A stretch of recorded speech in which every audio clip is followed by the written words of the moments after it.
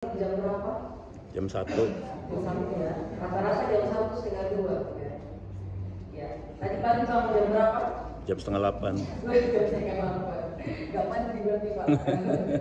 Bangun jam setengah 8. Ya, mungkin supaya jangan ngantuk gitu ya, supaya semangat, karena saya sendiri mengalami bahwa untuk bangun tadi agak sulit gitu ya. Jauh lebih sulit dari hari-hari biasanya. Kita kasih salam buat kanan kiri kita dulu. Selamat tahun baru. Selamat tahun baru, selamat tahun baru, selamat tahun baru, selamat tahon baru semuanya. Sugeng Warso Enggal. Ya, Sugeng Warso Enggal.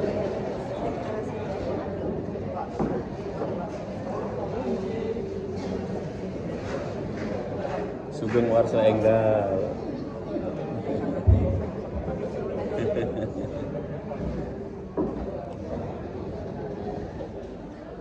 Sambil mengucapkan Sugeng Warso Enggal. Sugeng Warso Enggal. Ya? Ya, betul. Warso Enggal.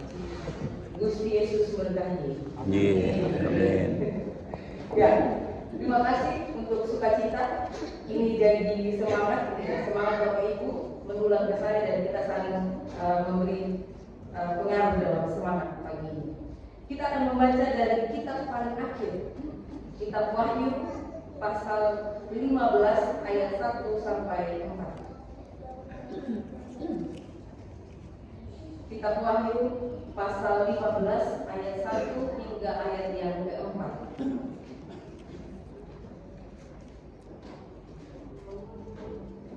Kaum ibu akan membaca, wanita akan membaca ayat yang ganjil dan kaum pria akan membaca ayatnya yang benar. Wahyu 15 ayat 1 hingga ayat yang keempat. Lembaga Alkitab Indonesia memberikan judul perikop nyanyian mereka yang menang. 3, 2, 1. Dan aku melihat suatu tanda dari langit besar dan ajaib, 7 malaikat dengan 7 malaikat terakhir, karena dengan itu berakhirlah muka Allah.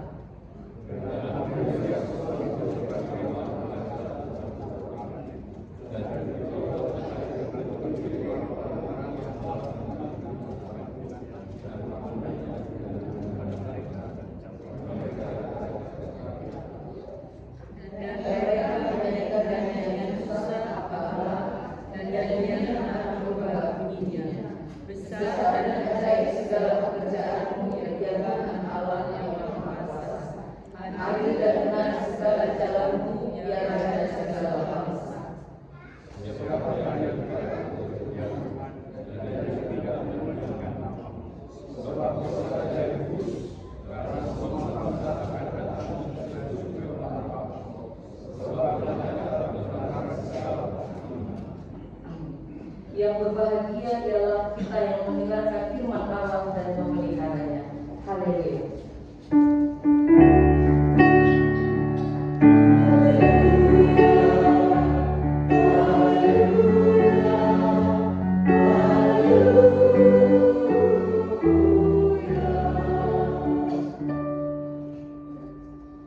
Bapak Ibu Saudara dan anak-anak yang dikasihi Tuhan, tahun baru bacaannya Wahyu. Bapak Ibu mengenal Wahyu ini sebagai kitab apa? Yang kalau dengan kata Wahyu, apa yang langsung ada di pikiran kita? Kitab Wahyu, ya? Kiamat, ya. Kiamat. Memang kalau diterjemahkan dari bahasa Yunani Apokalipsis itu memang kiamat. Memang artinya kalau di Indonesia kan sebagai kitab kiamat. Bahasa Yunaninya Apokalipsis. Yang di kita sebut sebagai Wahyu, kitab Wahyu, nubuatan atau penglihatan yang diterima oleh seseorang yang di sini disebut Yohanes. Walaupun Bapak Ibu ini Yohanes siapa kita tidak bisa jelas siapa Yohanesnya.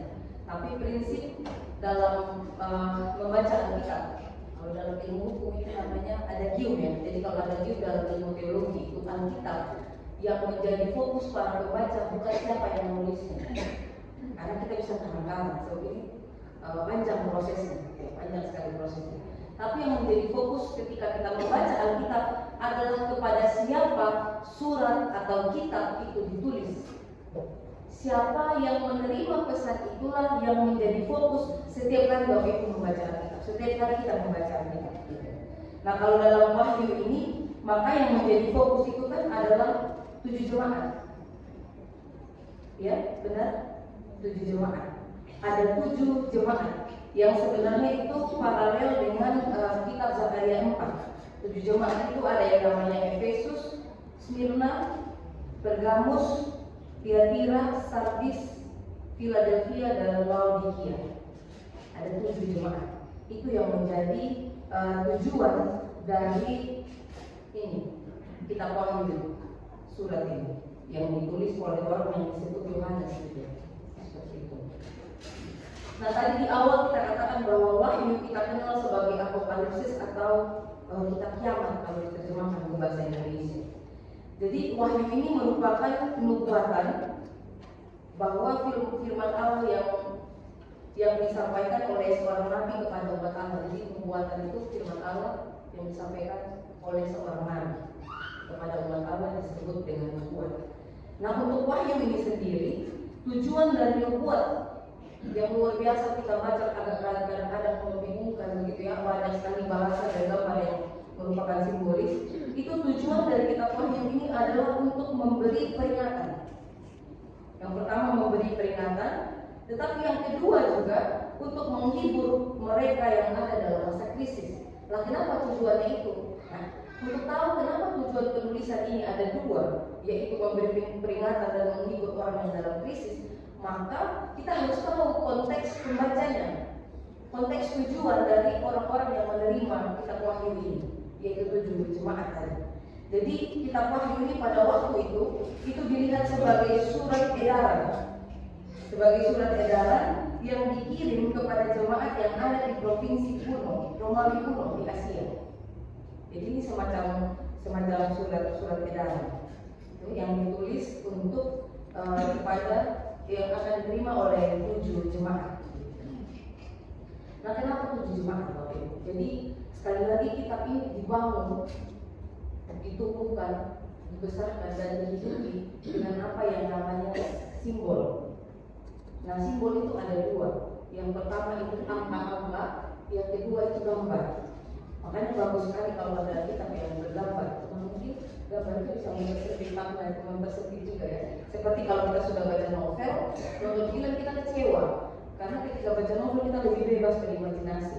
Jadi kitab ini dibangun dengan gambar dan angka.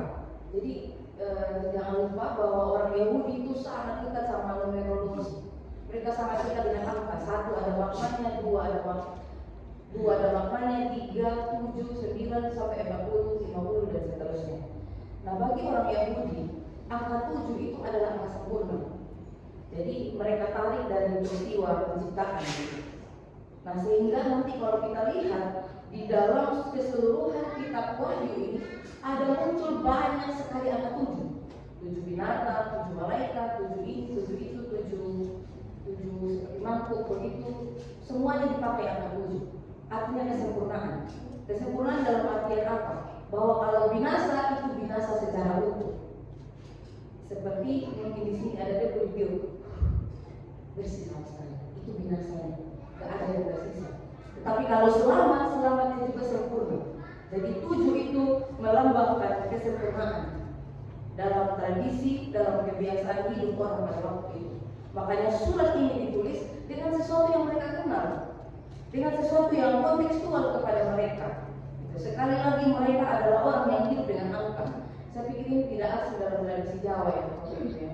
Kalau kita masih sangat Jawa sekali, ke Jawa yang begitu, mau nikah, mau acara yang baik, itu pasti ada perhitungan.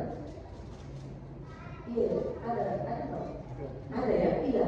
Jadi kalau orang Jawa belajar tradisi Yahudi tidak sulit, karena sudah ada dalam atmosfer berpikir yang sama, bahwa angka-angka itu bukan sesuatu yang sederhana. Sudah ditentukan secara bersama, dalam konsensus bersama, bahwa angka ini maknanya, angka ini maknanya, angka 7. Jadi nanti kalau kita baca di rumah ini, lihatlah setiap kali ada angka 7, kalau itu sesuatu kengerian, maka itu menunjukkan hukuman Tuhan yang sempurna.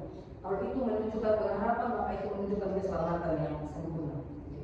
Itu angka 7. yang muncul beserta dengan gambar-gambar dan angka-angka. Jadi Bapak Ibu dan Saudara yang dikasihi Tuhan, sebenarnya kitab ini ditulis bukan sebagai cerita atau bukan sebagai pemberitahuan tentang akan adanya kiamat. Gitu. Walaupun hari ini untuk beberapa gereja, karena sekarang kan banyak gereja yang pendetanya nggak sekolah teologi bisa jadi pendeta, gitu. Sehingga tidak lagi bertanggung jawab dalam membaca Alkitab. Lupa bahwa antara hidup kita di tahun 2025 ini dengan peristiwa ketika kitab ini ditulis, ini kita kan ditulis, disimpan dalam gulungan laut mati, dikumpulkan, dipilah dan dipilih mana yang masuk dan tidak masuk, sampai nanti proses kanonifikasi itu panjang sekali. Karena itu untuk menghubungkan antara masa itu dengan masa ini, orang perlu studi supaya orang tahu membangun jembatannya, supaya orang tahu konteksnya, supaya orang tidak baca secara tidak bertanggung jawab. Perempuan tidak boleh bicara dalam pertemuan. Nggak tahu kan bahwa pada waktu itu perempuan Yunani seperti apa karakternya. Dan itu ditujukan kepada mereka. Itu kalau nggak tahu latar belakang dari Alkitab, kita bisa berbahaya dalam membaca Alkitab. Orang mengatakan bahwa ini kitab tentang kiamat, bahwa itu percaya. Padahal Yesus sendiri mengatakan, bahkan saya sendiri pun tidak tahu, hanya Bapa sendiri. Jadi bagaimana mungkin gitu ya ditulis secara eksplisit? Itu seperti pencuri yang datang. Nah kalau gitu apa kitab Wahyu ini? Kitab Wahyu ini bukanlah kitab rahasia tentang kapan terjadinya kiamat. Sekali lagi.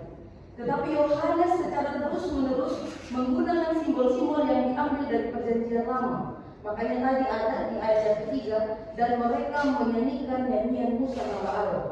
Nanti ingat, kalau sudah sebut kata Musa, maka ini akan pikiran orang yang membaca surat ini akan dibawa pada peristiwa keluaran Exodus. Bagaimana orang yang menderita itu Tuhan bebaskan. Bagaimana musuh itu Tuhan hancurkan bahkan dengan kematian. Kematian anak sulung. Diambil dari PL dan dia mengharapkan pembacanya untuk menemukan apa arti simbol tersebut dengan melihat teks yang simbol. Jadi ketika ditulis yang kita baca khususnya ayat 1 sampai ayat 4 ini, penulis berharap ketika dia menyinggung kata Musa di situ, itu akan membawa ingatan pembacanya pada peristiwa keluaran yang luar biasa, yang air bisa menjadi darah, yang sampai puncaknya kematian anak sulung. Orang diajak untuk mengingat-ingat bagaimana peristiwa luar biasa yang Tuhan buat. Itu tujuannya. Nah selain itu, fakta bahwa ini merupakan sebuah surat, jadi ini surat, artinya bahwa Yohanes sedang menunjukkan sikapnya terhadap situasi gereja-gereja di abad pertama. Jadi dengan membaca Wahyu ini, kita melihat sikap dari penulis terhadap gereja-gereja di abad yang pertama. Jadi untuk kita orang Kristen yang di kemudian hari, nah maka kitab ini harusnya terlebih dahulu kita sesuaikan itu yang kita sebut tadi dengan konteks historis, dengan waktu, dengan tempat, dan siapa yang membaca. Nah, ketika surat ini ditulis, Yohanes sedang berada di dalam pengasingan, gitu ya, di Pulau Patmos. Lalu di Pulau Patmos itulah dia mendapat penglihatan. Gitu. Dia mendapat penglihatan dari siapa? Dari Kristus yang telah mati dan bangkit itu. Dan di dalam penglihatan itu, di akhir dari penglihatan itu Yohanes melihat Kristus itu pada akhirnya akan dimuliakan sebagai Raja atas dunia. Jadi mungkin kalau Yohanes bercerita pada waktu itu, orang bisa bilang ini apa? Halusinasi. Apa kalau orang sedang membayangkan Bapak Ibu, kita nggak ada salah lagi. Ya ini kayak zaman Orde Baru mungkin. Nama tiba-tiba ditulis hilang-hilang gitu. Nggak tahu kalau di kampung di Sumba terjadi juga seperti itu. Saya dengan cerita bahwa bangun pagi kok keluarga kita sudah nggak ada, sudah hilang. Nah bayangkan Bapak Ibu dan saya, kita salah satu orang yang hilang. Tapi kita nggak langsung dibunuh. Kita nggak tahu salah kita apa, kita dipenjara. Mungkin kita disiksa dalam penjara itu untuk mengaku sesuatu yang mungkin kita juga nggak ngerti gitu ya. Nah di dalam keadaan seperti itu, di dalam keadaan dibuang seperti itu, Tiba-tiba penulis ini mengatakan bahwa saya mendapat sebuah penglihatan bahwa akan ada Tuhan yang bangkit itu, dia akan menjadi raja dunia. Orang bisa bilang ini halusinasi, saking menderitanya. Jadi berbahagialah kita yang membaca surat ini sudah di tahun 2025. Ya. Kita sudah tahu banyak hal, dan ketika tadi ini dibaca Bapak Ibu tidak ada satupun yang saksi bahwa ini betul sebuah nubuat. Tidak ada dari Bapak Ibu yang dalam hatinya mengatakan barangkali Paulus halusinasi kan sedang dalam pembuangan. Yohanes sedang halusinasi dalam pembuangan. Bapak Ibu tidak ada saksi seperti itu. Kita sudah yakin bahwa betul ini adalah nubuatan. Nah, sekarang kita akan melihat dulu konteksnya. Jadi ketujuh jemaat itu mereka punya masalah yang dihadapi, dan masalah mereka itu berbeda-beda. Nah, beberapa hal yang bisa dilihat masalah yang mereka hadapi itu adalah ada jemaat yang apatis. Nah, berkali-kali saya mengatakan lawan dari kasih itu apatis. Jadi konteks permasalahan kenapa surat ini ditulis, ternyata ada sekelompok jemaat atau ada beberapa kelompok, beberapa orang jemaat yang hidupnya apatis. Apatis ini bukan karena menderita. Apatis ini justru karena jemaat itu sudah kaya dan makmur. Nah, itu masalah yang pertama. Ada jemaat yang apatis, malas tahu dengan keadaan karena mereka sudah merasa aman, gitu ya. Karena mereka sudah merasa aman, mereka sudah kaya dan makmur. Yang kedua, juga ada kelompok-kelompok jemaat yang hidupnya berkompromi secara moral. Ada yang apatis, tapi ada yang berkompromi secara moral, yaitu mereka masih makan makanan persembahan berhala. Mereka berkompromi berkaitan dengan makanan persembahan berhala. Kemudian mereka masih berkompromi dengan hal yang berkaitan dengan moral dalam hal berzina. Jadi jemaat masih ada yang berzina. Kemudian ada lagi di antara mereka yang sampai juga sudah menyatakan diri percaya, tetapi masih sinkretis, masih memiliki kuil-kuil berhala. Gitu. Oke, mereka sebut diri mereka Kristen, tapi pada sisi yang lain mereka masih punya kuil-kuil berhala. Sekarang ini kan masih ada ya, Bapak Ibu, kan kita doa, gak apa Mbak, ini air, ini kan kita kan doa. Itu percampuran.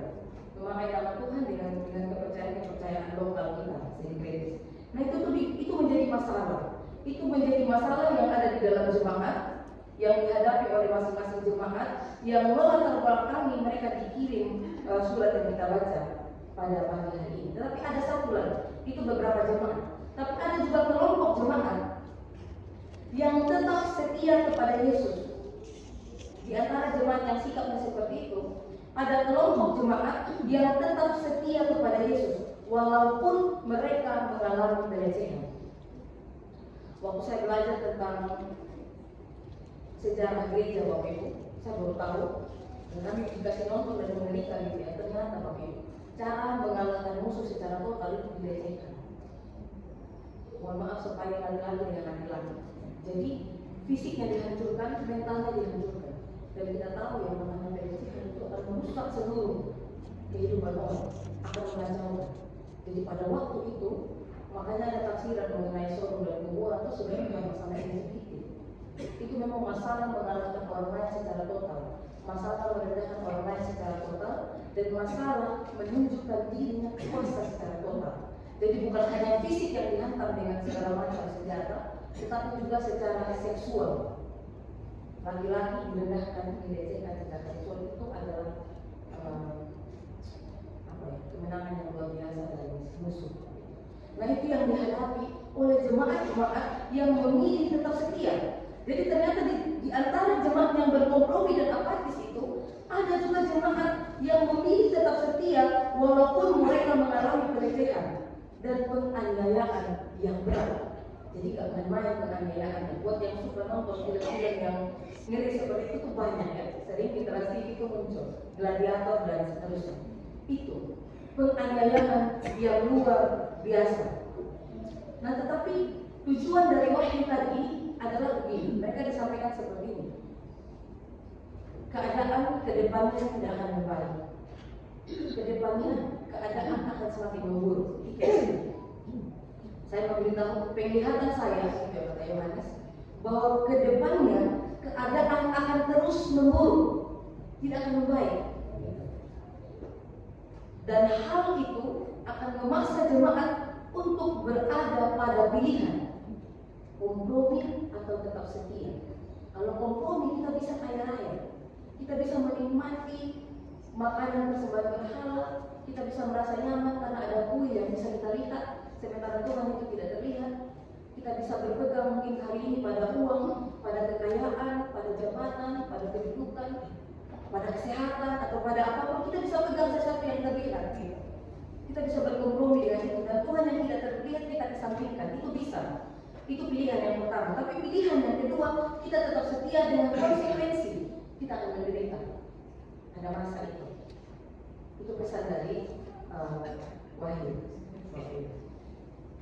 Dan pada waktu itu ini juga menjadi informasi buat kita. Ini ternyata bukan di dalam masanya Kaisar Nero.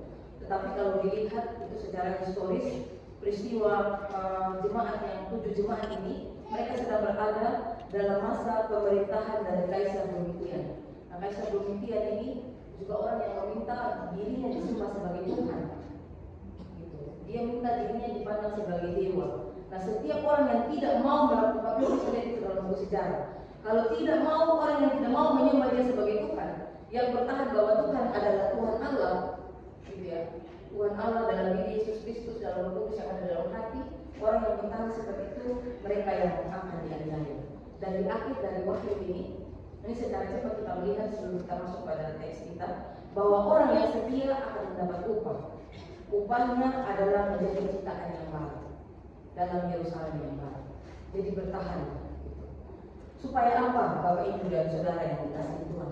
Nanti di surga, nanti akan di pasal yang keempat, ayat yang keempat dan kelima di pasal yang ke-1 ada tahta surga, di mana di sana akan diteriakkan kudus, kudus, kudus. Kudus itu sesuatu yang dipisahkan, sesuatu yang terpisah. Kudus, kudus, apa bahasa Ibrani-nya?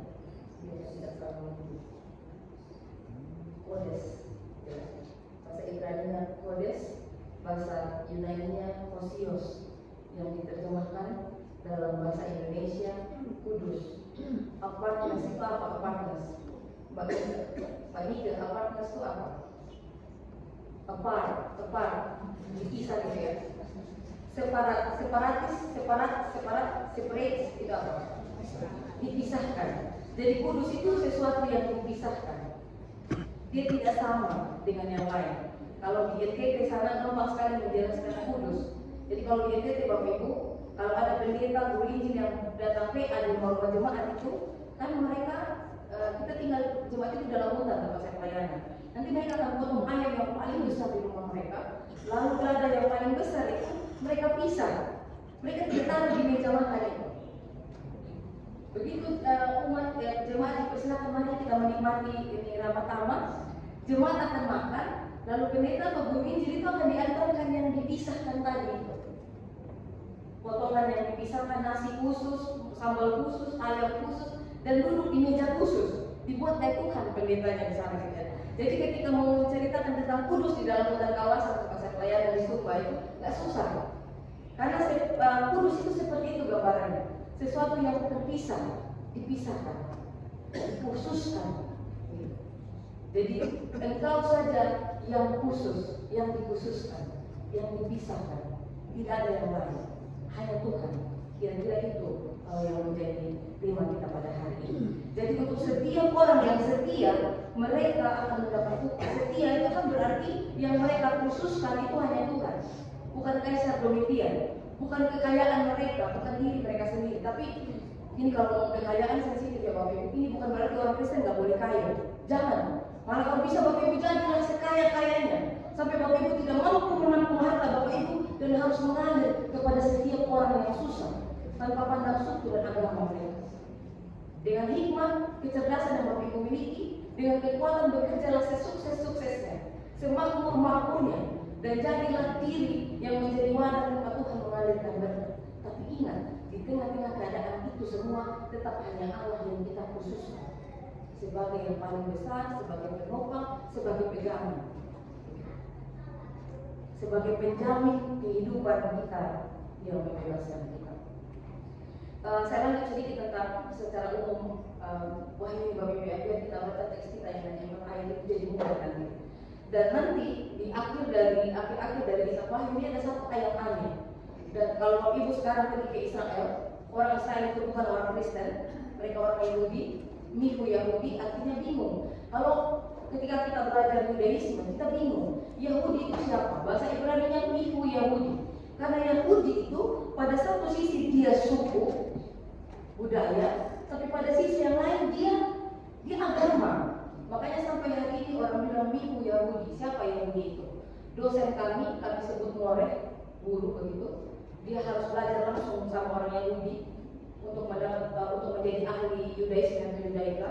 Dan ketika dia tinggal dengan orang Yahudi, sebelum dia pindah masuk sebagai orang Yahudi, dia sebagai najis. Bahkan ceret minuman pun itu nggak boleh satu sama orang Yahudi. Makan itu nggak boleh satu, najis. Jadi Bapak Ibu dan saya kita najis. Kita nggak boleh satu meja dan satu ceret yang sama. Sampai murid kami itu berpindah begitu menjadi orang Yahudi, baru dia boleh duduk satu meja tinggal bersama dan bisa studi dengan baik di sana. Jadi ini Yahudi. Siapa Yahudi itu ya? Sukukah, agamakah, atau perpaduan dari semuanya? Nah, Bapak Ibu dan Saudara yang dikasihi Tuhan, sampai hari ini Yahudi punya yang namanya pengharapan mesianik, yang bagi kita itu sudah tergenapi dalam diri Yesus Kristus. Nah, makanya pada waktu itu jemaat itu berharap betul dengan pengharapan mesianik itu. Ketika mereka ada dalam pelecehan, ketika mereka ada dalam penganiayaan, mereka berharap akan ada singa yang kuat, yang kuat, raja singa yang akan datang untuk membebaskan mereka dengan tangan besi. Jadi orang-orang yang sedang mengalami penganiayaan luar biasa itu, setiap hari mereka berdoa mengharapkan Mesias yang akan datang dalam bentuk penaklukan militer. Jadi bayangan mereka akan ada titisan yang akan jadi pemimpin, lalu dia akan punya militer yang kuat dan dia akan menghancurkan Kaisar Domitian. Itu yang ada dalam pikiran mereka. Nah, disitulah ini yang dikatakan tadi bukan kiamat, bukan masalah kiamat, tapi mengenai kitab ini ditulis supaya orang punya pemahaman yang benar. Nah, di Wahyu ini diberikan pemahaman yang benar bahwa bukan Mesias tidak datang dengan kekuatan militer, tapi Mesias itu akan datang. Nanti kalau kita baca di sini ada domba yang berdarah-darah kan? Akan datang sebagai seekor domba korban yang berlumuran darah tetapi masih hidup. Nah, dialah kan ada gulungan kitab dengan 7 meter air. Nah, domba yang digambarkan sebagai domba yang sementara duduk, lalu ada darah di lehernya tapi dia tidak mati. Domba itu nanti yang akan membuka gulungan kitab. Artinya apa? Artinya Mesias itu bukan tangan besi. Mesias itu bukan kekuatan militer, tapi Mesias itu adalah domba yang berlumuran darah. Jadi simbol Yesus sebagai domba yang disembelih itu sangat penting untuk memahami kitab ini. Simbol Yesus sebagai domba yang disembelih itu banyak gambarnya, bisa di-googling. Ada domba yang duduk di sebelah tahta Bapa, tapi Bapa itu kadang kita tidak tahu seperti apa Allah itu, digambarkan sebagai cahaya saja wajahnya. Lalu domba itu ada duduk di sebelah, tapi domba itu lehernya itu disembelih berdarah dan dia tetap hidup. Dia pegang satu gulungan yang ada 7 meter air, dan itu adalah Yesus, gitu ya, anak domba yang disembelih. Yesus yang mati sebagai domba Paskah, sehingga mereka nanti ditebus untuk hidup dalam ciptaan yang baru. Lalu Yesus yang mati sebagai domba Paskah itu kan akan bangkit. Nah, kebangkitan itu bagi Wahyu itu bukan peristiwa yang sederhana. Bagi Wahyu, dalam kitab Wahyu ini, kebangkitan Tuhan Yesus itu dimaknai sebagai penabisan. Seperti saya kemarin dinabisan, dikasih oleh Dalam Bola. Nah, kebangkitan Yesus itu dimaknai sebagai penabisan Yesus untuk menjadi Raja. Nah, kira-kira seperti itu, Bapak Ibu, Saudara dan anak yang dikasihi Tuhan. Pada akhirnya Tuhan itu akan bangkit. Tuhan yang mati menebus dosa manusia, dia akan bangkit, lalu kebangkitannya itu menjadi penabisan dirinya sebagai Raja yang sejati, Raja di atas segala bangsa. Dan kita bersama-sama akan menyembah Dia sebagai Pencipta, Bapa yang mencipta dan Dia yang sebagai penebus. Nah itu Bapak Ibu dan Saudara yang dikasihi Tuhan, gambaran tentang kitab Yohanes ini. Dan kitab Wahyu, dari gambaran dari kitab Wahyu, kira-kira itu. Nah itu secara garis besar. Nah sekarang menjadi sederhana untuk kita merefleksikan ayat 1 sampai ayat 4 dalam pasal yang ke-15. Menjadi sangat mudah untuk kita memahami. Aku melihat suatu tanda, ingat ini simbol-simbol malaikat dengan 7 malapetaka, itu malapetaka yang terakhir. Jadi ini memang sebuah tulisan yang berisi tentang pengharapan. Judulnya aja nyanyian mereka yang menang. Ini betul-betul sebuah bagian yang memberikan kekuatan kepada mereka.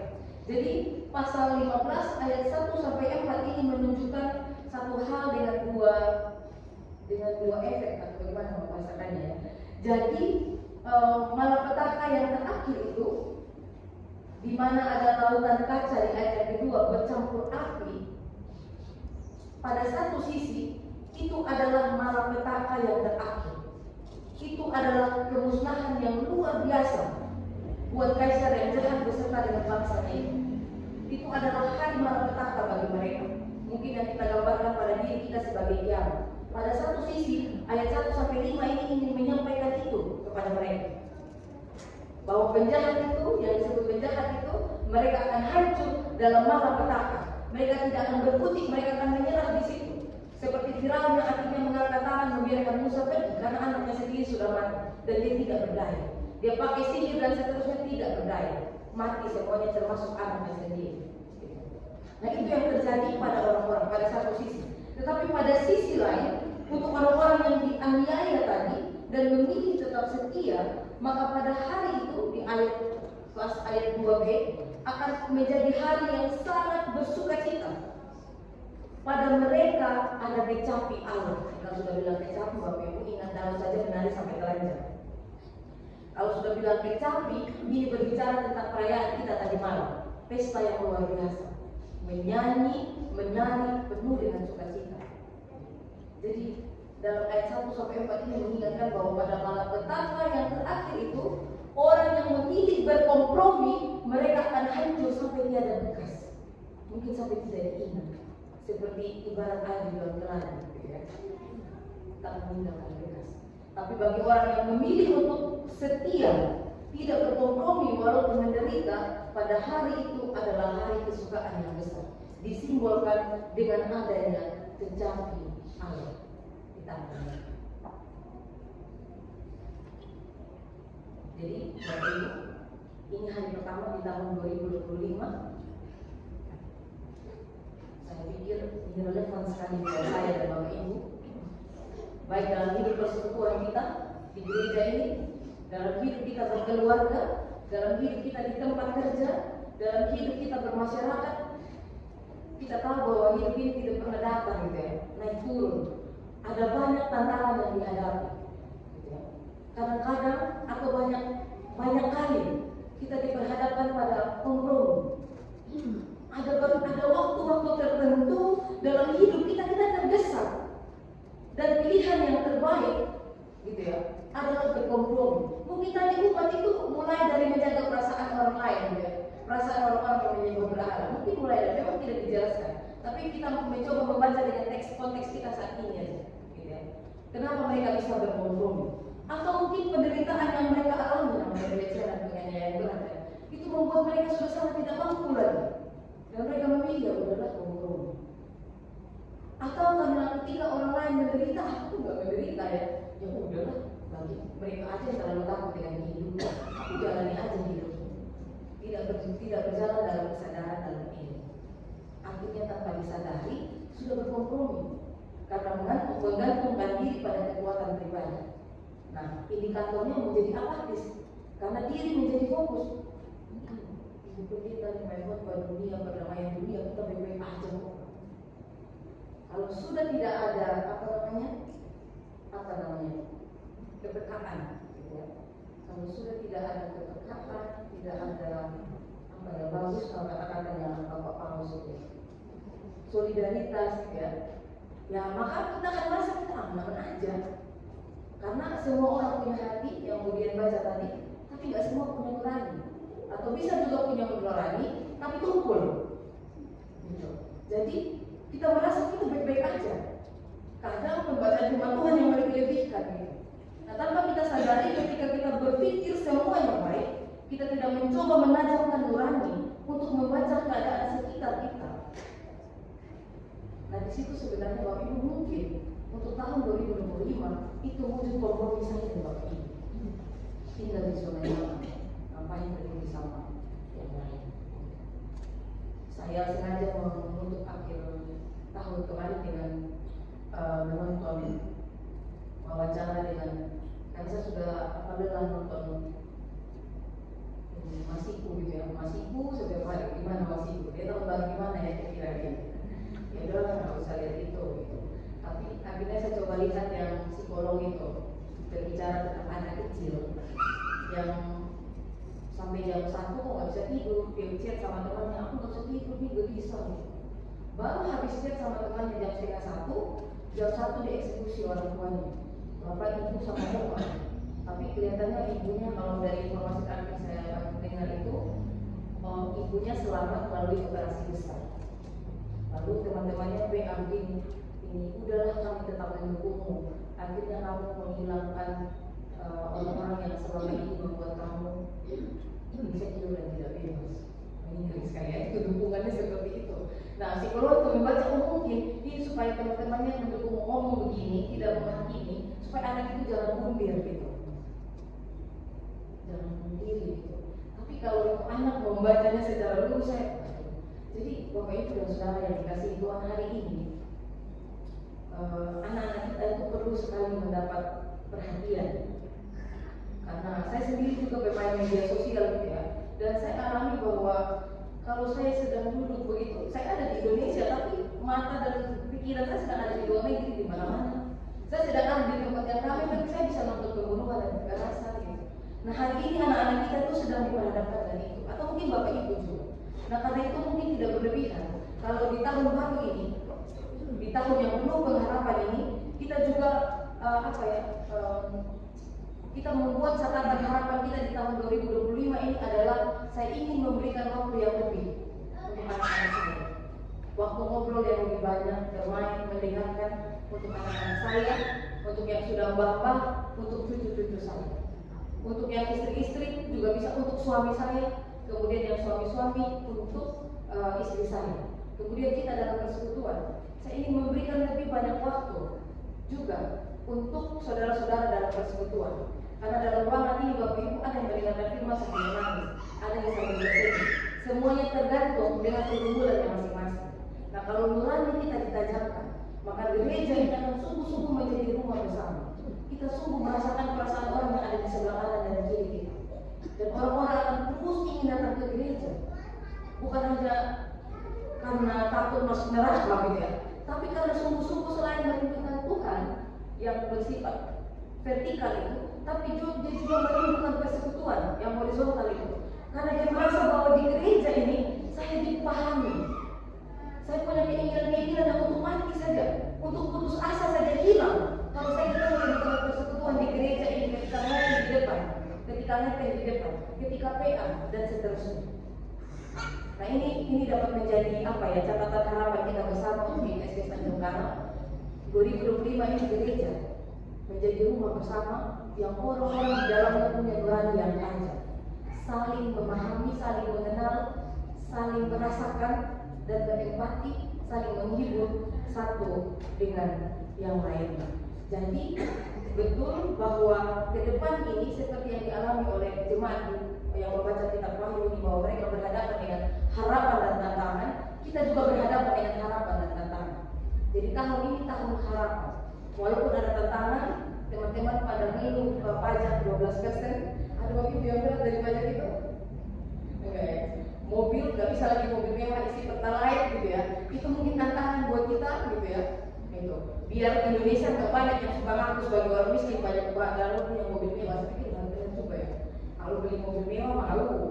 Tapi sebentar kalau di data semuanya ngaku sebagai orang miskin, itu jangan juga. Itu biarlah menjadi tantangan kita. Pajak 12%, Gak boleh lagi misi pertalite itu menjadi tantangan kita. Tetapi itu juga menjadi harapan buat kita bahwa di tahun ini kita bekerja, kita berkarya lebih keras lagi. Dan itu boleh menjadi motivasi kita untuk tetap setia di dalam Tuhan yang akan datang kembali. Dan Tuhan kita akan terus menjadikan sesuatu yang kita khususkan dalam hati, dalam keluarga, dalam persekutuan, dalam pekerjaan, dalam pergaulan di lingkungan masyarakat. Amin buat firman Tuhan saat ini kita.